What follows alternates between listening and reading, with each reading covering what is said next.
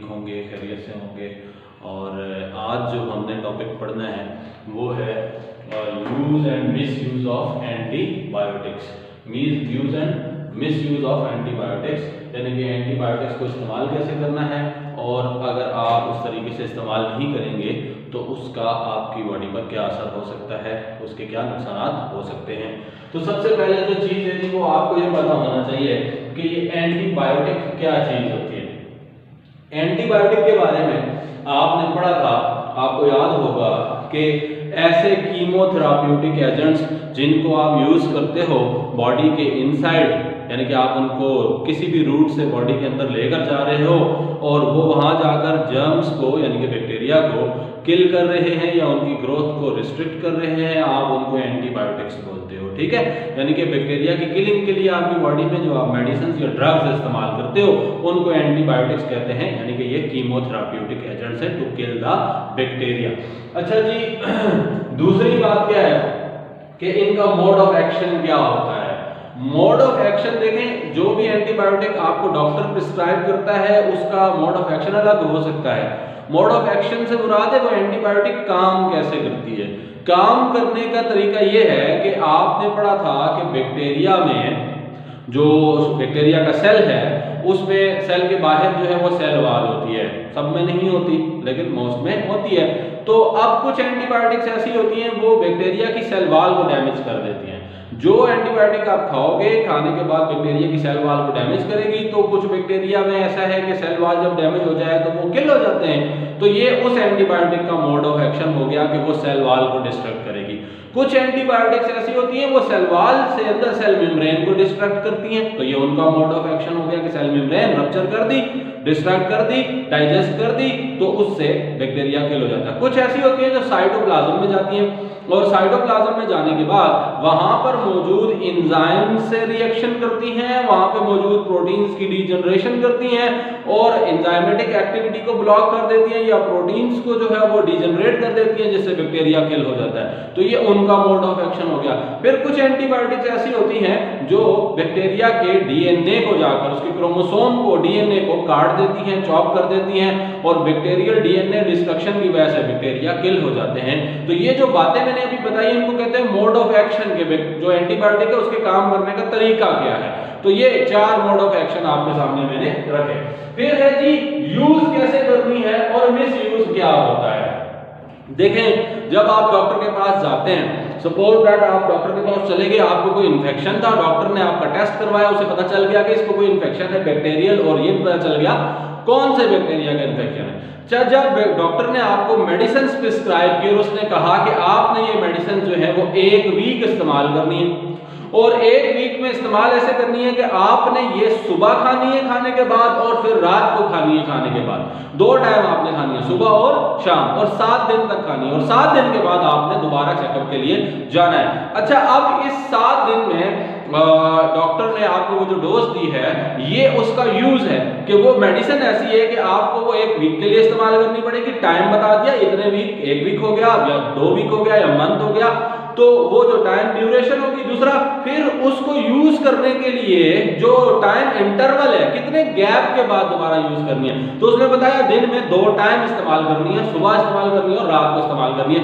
ये उसका यूज है और इससे डॉक्टर को पता था कि ये मेडिसिन इस तरह इस्तेमाल करेंगे तो इससे क्या होगा, फिजिशियन ने आपको ये प्रिस्क्राइब किया होगा कि बैक्टीरिया या वो जो आपको इन्फेक्शन है वो रिमूव हो जाएगा, आप ठीक हो जाओगे। ठीक है, ये तो उसका यूज हो गया। अब मिस यूज क्या होता है। आप क्या करते हो कि आप पहले दिन जाते हो, जाते साथ जनाब रात को मेडिसिन खाते हो, खाने के बाद फिर आगे सुबह भी खाते हो, फिर दूसरे दिन रात को भी खाते हो, फिर सुबह खाते हो, रात को खाते हो, सुबह खाते हो, आप 3 दिन मेडिसिन खाते हो और वो मेडिसिन जा जाके आपके इन्फेक्टिव एजेंट्स जो है आपकी बॉडी में, जर्म्स जो है, बैक्टीरिया जो उनको किल करते हैं। तो अब आपको लगता है 3 दिन बाद आप ठीक हो गए हो। ठीक है, जब बैक्टीरिया अपना एक्शन बंद कर देते हैं तो आपको लगता है आप बिल्कुल ठीक हो गए, तो आप वो मेडिसिन इस्तेमाल करना छोड़ देते हो। अब डॉक्टर ने आपको 7 दिन के लिए कहा था, आपने 3 दिन में छोड़ दी, ये मिस यूज है। दूसरी बात यह है कि डॉक्टर ने यह कहा है कि आपने 2 टाइम खानी है, आप जल्दी ठीक होने के चक्कर में 3 टाइम खाने लग जाते हो, सुबह भी खाते हो, दोपहर को भी खाते हो, रात को भी खाते हो। अब ये फिर मिसयूज है, ऐसा भी आपने नहीं करना। फिर डॉक्टर ने आपको कहा था कि भाई आपने सुबह और शाम इस्तेमाल करनी है, तो आप ऐसा कर लेते हो कि जी रात को खा ली, आगे सुबह भूल गए, फिर रात को खा ली, फिर सुबह भूल गए। अब आप कभी सुबह खा लेते हो, कभी रात को खा लेते हो, भूल भुला के निजाम चला रहे हो अपना, कब जब याद आती है खा लेते हो, कभी दिन को खा लेते हो। This is also misuse. यानी कि आपको जो डॉक्टर ने प्रिस्क्राइब किया है, जब आप उससे ऊपर नीचे की हरकत करते हैं डोजेज को लेने में, हम उसे मिसयूज कहते हैं, वो मिसयूज है। तो आप ऐसा है कि 3 दिन में ठीक हो गए, आपने वो वाली हरकत की जनाब, सुबह शाम खाई, 3 दिन में ठीक हो गए, मेडिसिन छोड़ दी, आप ठीक हो गए, आप डॉक्टर के पास दोबारा गए नहीं, महीने में आपको दोबारा इन्फेक्शन हो, आप डॉक्टर के पास गए, इस दफा आपको इन्फेक्शन ज्यादा था, डॉक्टर ने आपसे सबसे पहला सवाल किया क्या आपने मेडिसिन पूरी इस्तेमाल की? तो आपने जवाब दिया जी डॉक्टर साहब पूरी इस्तेमाल की। तो डॉक्टर है, फिजिशियन है, उसे तो पता है कि आपने क्या किया। वो आपका जो है आपको अगली दफा मेडिसिन दूसरी देता है, पुरानी वाली दोबारा नहीं देता। अब वो डॉक्टर आपके इस मिसयूज की वजह से उसने आपको ये दूसरी मेडिसिन क्यों दी, पुरानी क्यों नहीं दी? तो यहां एक बात आती है रेजिस्टेंस जनरेशन। आप जिन बैक्टीरिया को 7 दिन में किल कर सकते थे, आपने उन बैक्टीरिया को 3 दिन मेडिसिन खाने के बाद जब उनको पैरालाइज कर दिया एक किस्म का, वो जो है उनकी एक्टिविटी आपने ब्लॉक कर दी, आपने समझा बैक्टीरिया मर गए, पर ऐसा नहीं। बैक्टीरिया उनमें से जो बच गए, उन्होंने अपने इम्यून सिस्टम के तहत ये डिटेक्ट किया कि वो कौन सी चीज थी जो हमें डैमेज कर रही थी। तो पता चला ये वाली मेडिसिन है, ये ड्रग है, ये केमिकल, ये डिटेक्ट। उन्होंने अपने अंदर वेरिएशन क्रिएट की, और वेरिएशन करने के बाद आपकी मेडिसिन के खिलाफ उन्होंने अपने अंदर प्रोटीन्स बना ली। अब जब आप दोबारा वो मेडिसिन खाओगे तो वो असर नहीं करेगी, क्योंकि काउंटर प्रोटीन मौजूद है आप बैक्टीरिया के अंदर आपकी मेडिसिन के खिलाफ। अब बैक्टीरिया पहले से ज्यादा ताकतवर हो गए, ये बैक्टीरिया को पहले से ज्यादा ताकतवर कर देना, this is resistance generation in the bacteria. और इसी वजह से एक मैसिव क्वांटिटी ऑफ एंटीबायोटिक्स जो है वो वक्त के साथ सिंथेसाइज हो रही है, क्योंकि बहुत सारे बैक्टीरिया को आप लोगों ने रेजिस्टेंस कर दिया है। हर साल नई तरह की मेडिसिन बन के आ रही होती हैं, मिस यूज की वजह से ये रेजिस्टेंस क्रिएट हुई है, यानी कि बैक्टीरिया पे अब दवाइयों का असर नहीं होता। This is known as resistance generation.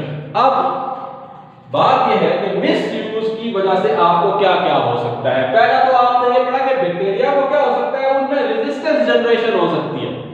आपको क्या क्या हो सकता है, आपके जो एंटीबायोटिक्स होती हैं अगर उनका मिस यूज करें तो आपका जो मेटाबॉलिक रिएक्शन का सिस्टम है, मेटाबॉलिज्म है, एंटीबायोटिक्स उसके साथ इंटरेक्ट करती हैं जाके। अब वो एंटीबायोटिक्स का मिस यूज करने की वजह से आपको कुछ एग्जांपल्स देता है कि जब आप एंटीबायोटिक मिस यूज करोगे तो कौन सी एंटीबायोटिक मिस यूज करने की वजह से आपको क्या क्या हो सकता है। तो पेनिसिलिन के बारे में बात करता है कि पेनिसिलिन अगर मिस यूज करोगे तो आपको एलर्जिक रिएक्शंस हो सकते हैं। हम कहते हैं कि दवाई फलाने बंदे ने खाई थी, दवाई ने रिएक्शन कर दिया, हॉस्पिटल लेके गए, हार्ट अटैक हुआ, मर गया बंदा। अब ये जो एलर्जिक रिएक्शन है, इनमें एक एग्जांपल दी कि पेनिसिलिन का मिस यूज करोगे तो एलर्जिक रिएक्शंस होंगे।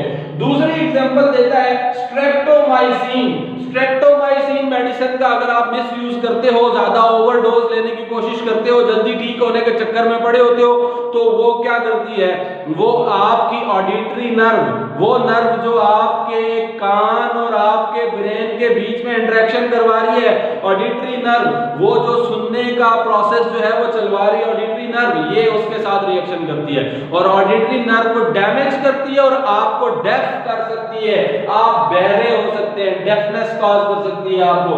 फिर तीसरी मेडिसिन टेट्रासाइक्लिन एंटीबायोटिक का इसने बताया आपकी बुक में। टेट्रासाइक्लिन के बारे में बताता है कि टेट्रासाइक्लिन का अगर बच्चों में ज्यादा इस्तेमाल कर दिया जाए, कि घर में दवाई पड़ी हुई थी, बच्चों को कोई भी बुखार और टेट्रासाइक्लिन दे दी, कुछ भी हो रहा है, आज नजला हो रहा है टेट्रासाइक्लिन दे दी, आज बच्चा रो रहा है ऐसे उसको टेट्रासाइक्लिन दे दी, भूख की वजह से रो रहा था आपने टेट्रासाइक्लिन दे दी, बच्चे को पेन हो रहा था आपने टेट्रासाइक्लिन दे दी। ये जो miss use of the tetracycline है, ये उस बच्चे के जो टीथ हैं उसकी परमानेंट डिस्कलरेशन कर सकता है। ये जो टीथ का स्ट्रक्चर है, ये जो इसकी व्हाइट अपीयरेंस होती है, इसको चेंज कर सकता है, इनको येलो कर सकता है, परमानेंट येलो कर सकता है, वॉश नहीं हो सकते, अंदर से येलो हो जाएंगे। देंगे और परमानेंट ब्लैक कर सकता है, डिस्कलरेशन कर सकता है, स्पॉट्स दे सकता है उसके ऊपर, यानी कि वो कभी ठीक नहीं होगा। ये इस एंटीबायोटिक का मिसयूज की वजह से ऐसा हुआ है। होप सो आपको ये सारी बात समझ में आ गई होगी। एंटीबायोटिक क्या होती है, उसका यूज क्या होता है, उसका मिसयूज क्या होता है। मिलते हैं अगले लेक्चर में इंशाअल्लाह बहुत जल्द। तब तक अल्लाह ताला आपको अपने हिफ्ज़-ओ-अमान में रखे, अपना ख्याल रखें आप सब। अल्लाह हाफ़िज़।